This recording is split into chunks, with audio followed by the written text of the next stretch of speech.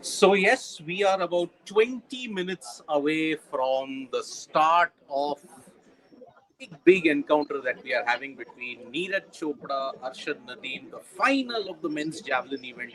And we are joined by a very special guest live from Ground Zero in Tokyo. We all know him, Sandeep Mishra. He's right there at Ground Zero, anticipating this very, very important event for Indian sports today. Neeraj versus Arshad, or I may say Neeraj versus Arshad versus Julian Weber, Julius Diego, and Anderson Peter. So, firstly, Sandeep sir, thank you so much for taking time out and joining us from Tokyo.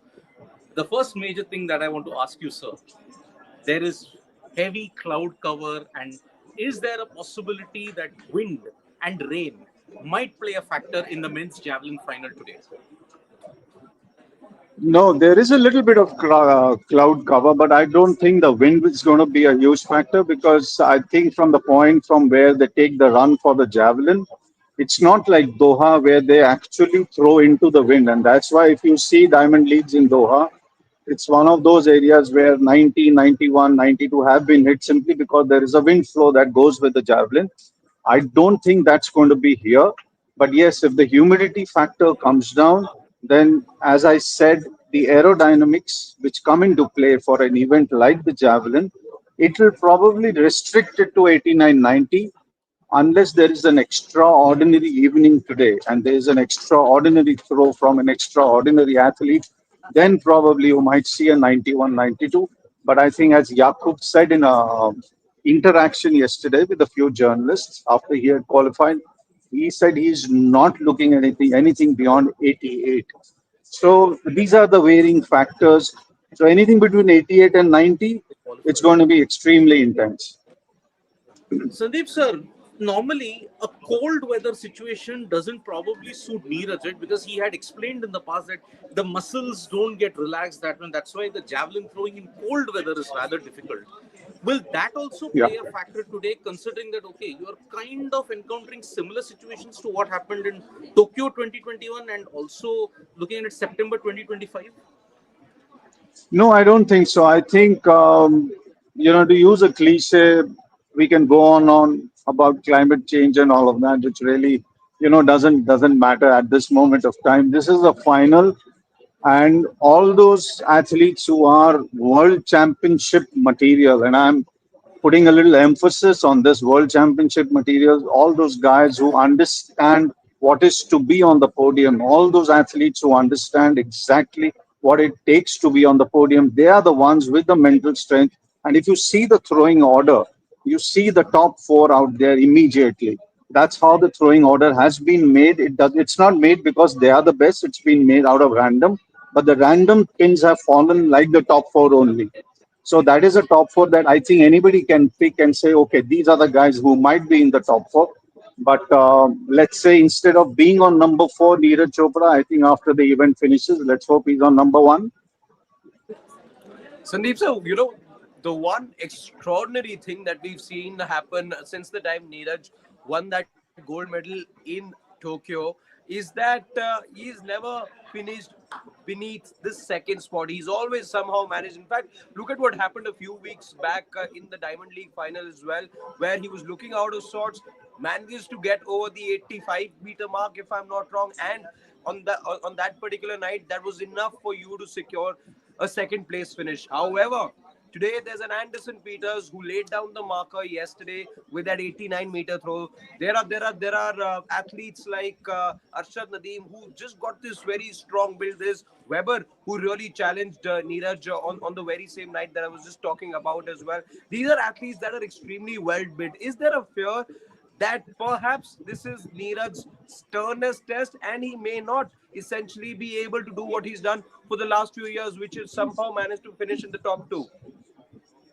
No, I don't think there's a fear of it being the sternest test because it is the sternest test of whatever he's done in the last 3 to 4 years.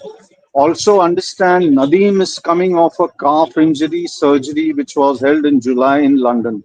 So, expect one big throw from him because that's the way it is. And that one big throw from him. We know how it destroyed and decimated the complete opposition in Paris.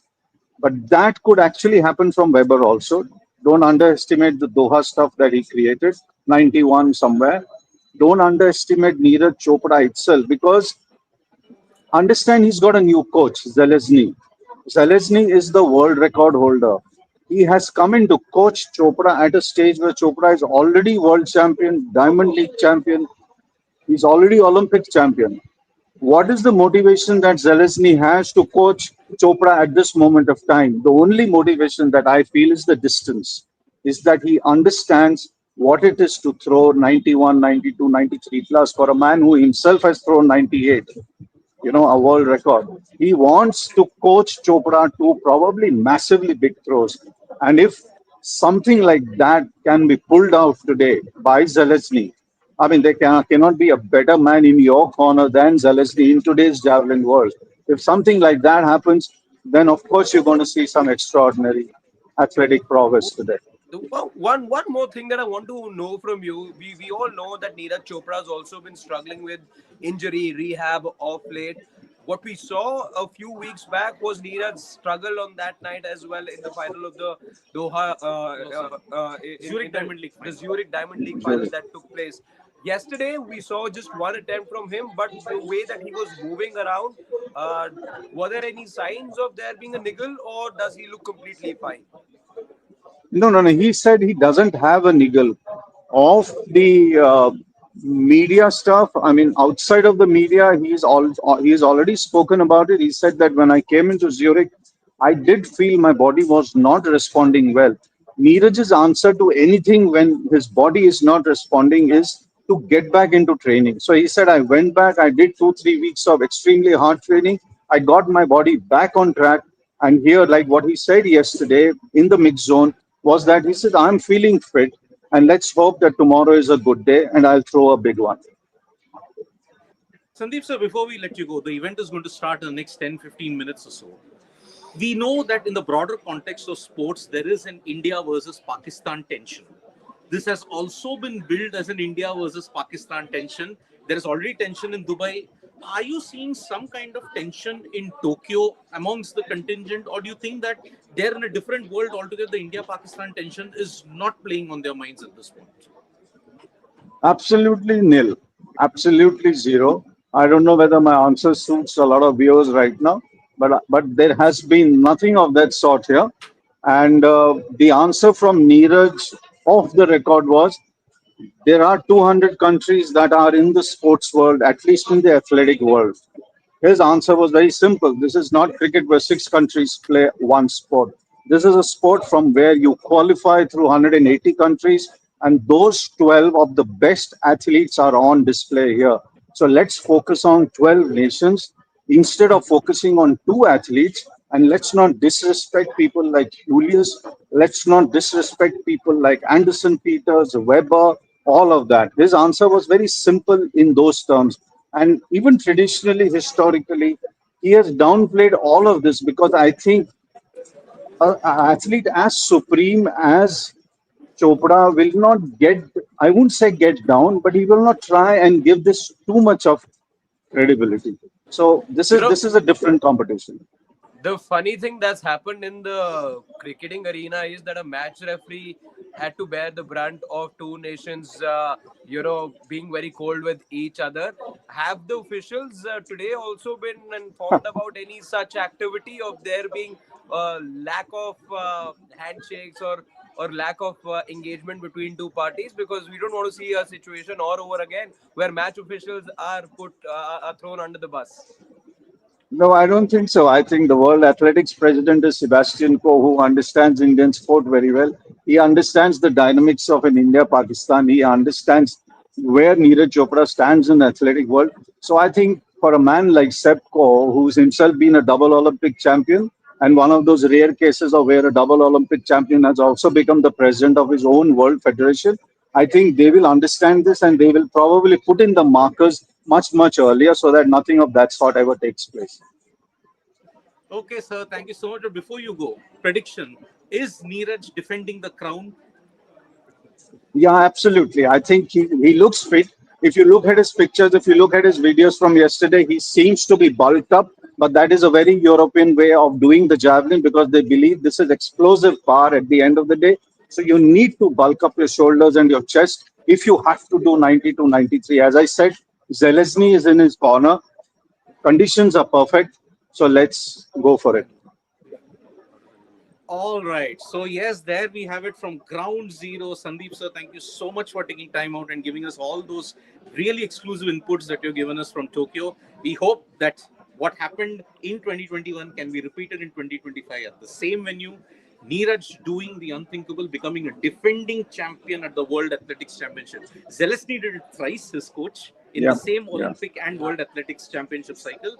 Let's hope that Neeraj can follow Follow the suit. paths of his coach. Thank you so much, Sandeep We sir. Thank look you so forward much. to so thank you so much for your time. So that's already said that. But for those of our family members joining us right now, a reminder that we'll be live once again after the meet is over. After we know who the three podium winners are. And Sandeep sir will be there with us as we try and dissect what is it that transpires over the course of the next 60 odd minutes. So you know where to come back. Sandeep sir will be giving us inputs from ground zero. Siddharth and I, along with Nikhil, perhaps, will be joining you from this post today's studio. So 60 minutes, somewhere around that time, we'll see you after. Hopefully, as Sir just said, one hopes that his prophecy does come true and Neeraj ends up defending his title. Yes, it will start in the next 8 minutes. So we have a bit of time. Harshad, you can also do that. And I'll Yeah, just give a brief glimpse as you to. go ahead. Yeah. Yeah, so that is the current situation that we've got. In 8 minutes' time, we will know the 12 javelin throwers, how much is the distance are they going to go. Simple rules. The 12 javelin throwers, 12 of them will throw 3 rounds. After that, it reduces to 8 throwers, and they get the remainder of the 3 rounds in that sense.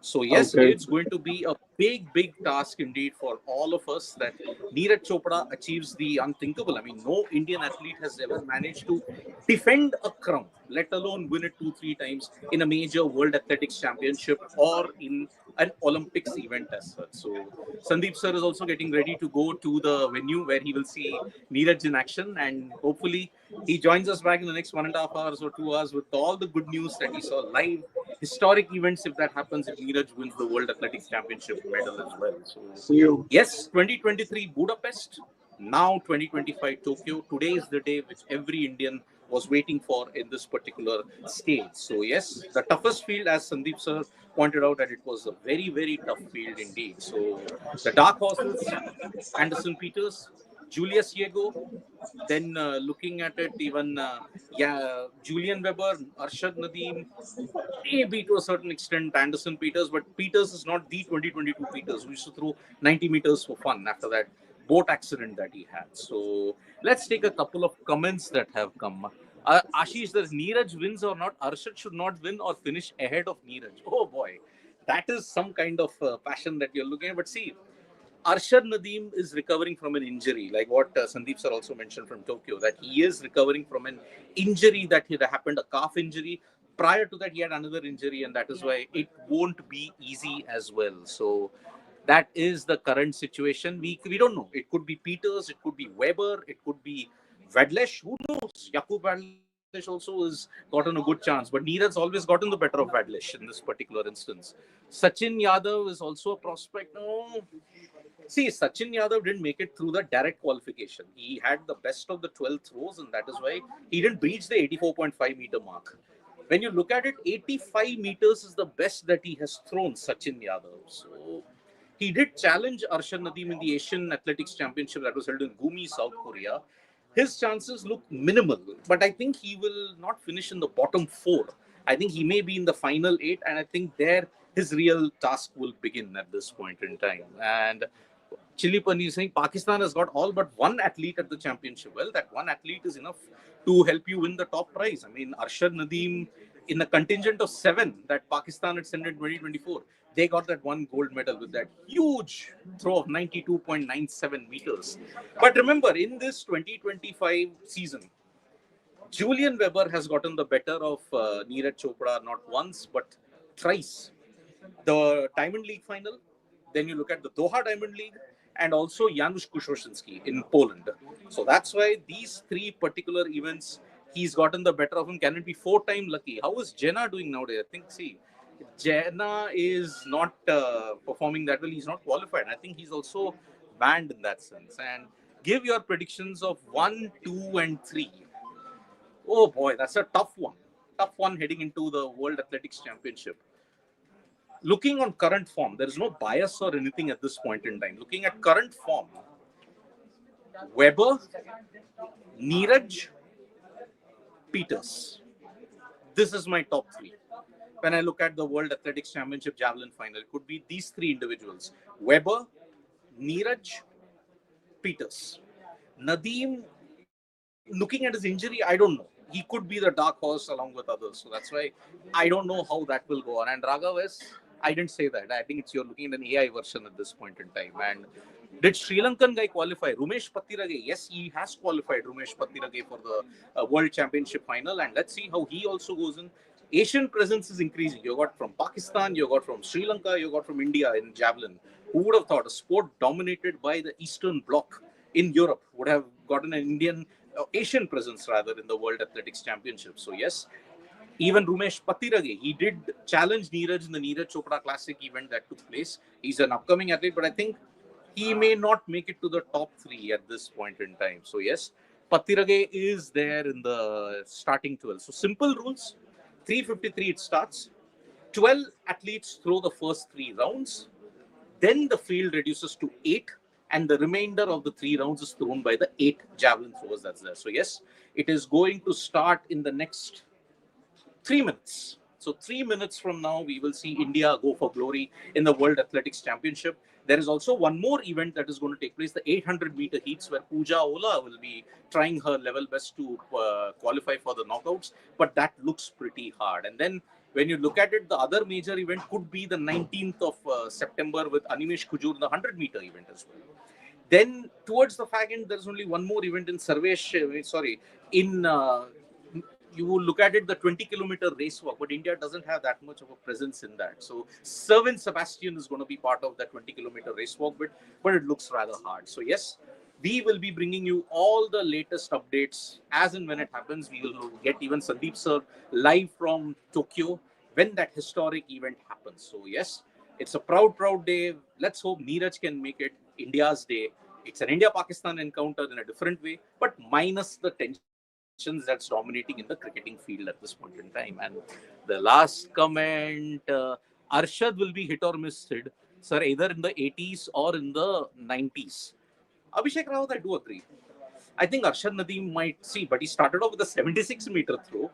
Then he went up to 85.